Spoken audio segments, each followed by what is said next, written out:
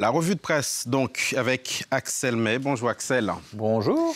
Et nous revenons sur l'une des informations que nous avons développées dans ce journal. Ça a été d'ailleurs le premier rappel des titres de Mariam Piazadeh. Cette intention de Donald Trump de décréter l'urgence nationale. La presse américaine réagit évidemment très largement à cette information. Oui, le président américain entend, on le rappelle, grâce à cette mesure d'urgence, boucler le budget du mur qu'il veut ériger à la frontière avec le Mexique en se passant du soutien du Congrès qu'il n'arrive pas à obtenir. Et je vous propose donc de commencer cette revue de presse avec ce dessin paru dans un journal local, The Advocate, c'est un quotidien de Louisiane, et il publie une caricature. On y voit les démocrates, l'âne démocrate, et ce jeu de mots border fencing, la frontière, la clôture à la frontière, et puis c'est fencing, c'est aussi l'escrime, et donc en face, Donald Trump malmené par les démocrates qui dit « Je suis en train de déclarer une urgence ». Pour le Wall Street Journal, cette politique d'urgence voulue par Trump divisera les républicains, même si elle plaira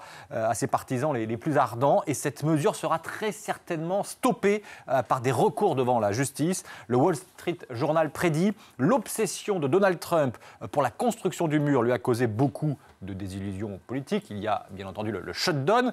Il aura de la chance, Donald Trump, si cette déclaration d'urgence ne se termine pas de la même manière par une désillusion, écrit donc le Wall Street Journal. Ensuite, plutôt que d'aller lire en détail la presse démocrate forcément opposée à ce projet de mur, je suis allé feuilleter les journaux conservateurs, dont le très influent National Review, qui écrit « On le regrettera ». Il s'agit d'un désastre à long terme sur le plan politique et constitutionnel. Ça profitera aux démocrates qui pourront critiquer encore davantage, je cite, les tendances supposées dictatoriales de Donald Trump.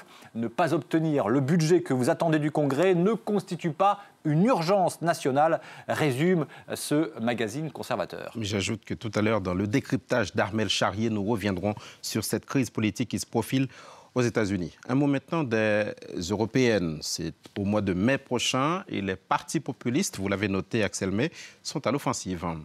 Dans 100 jours précisément, et le Figaro titre sur ces partis populistes, vous l'avez dit, à l'offensive, ce vote populiste, ce vote nationaliste qui creuse son sillon sur le continent européen, et l'inquiétude monte au sein des partis traditionnels que sont le PPE, la droite, et puis les socialistes. La puissance de ces mouvements populistes n'est que le reflet de l'impuissance des forces politiques traditionnelles.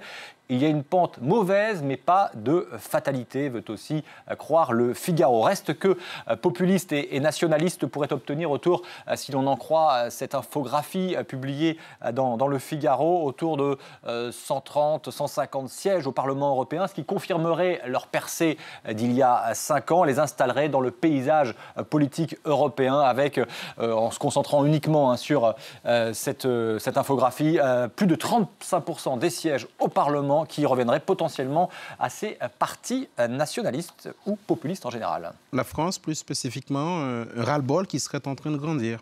Le ras-le-bol contre la vie chère fut le déclencheur du mouvement des Gilets jaunes, mais à la veille d'un nouveau samedi de mobilisation, aujourd'hui en France, titre sur l'autre ras-le-bol, oui, le ras-le-bol contre les Gilets jaunes, un ras-le-bol que de plus en plus de Français expriment, croit savoir le quotidien. Depuis 3 mois, écrit-il, chaque samedi, des manifestants en nombre et en ordre variable viennent se cogner contre des murs de CRS et de gendarmes mobiles. Puis viennent les provocations, les voitures et les poubelles qui brûlent. Les revendications sociales à l'origine du mouvement des Gilets jaunes se sont dissoutes dans les cocktails Molotov, les gaz lacrymogènes et les outrances. Les Gilets jaunes doivent trouver rapidement d'autres formes d'expression.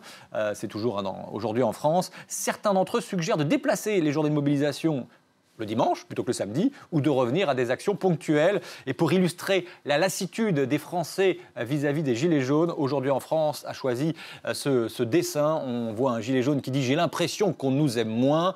Tu dis ça parce que tu as passé la Saint-Valentin, c'était hier, seul sur un rond-point, les ronds-points qui sont les lieux de rassemblement des Gilets jaunes.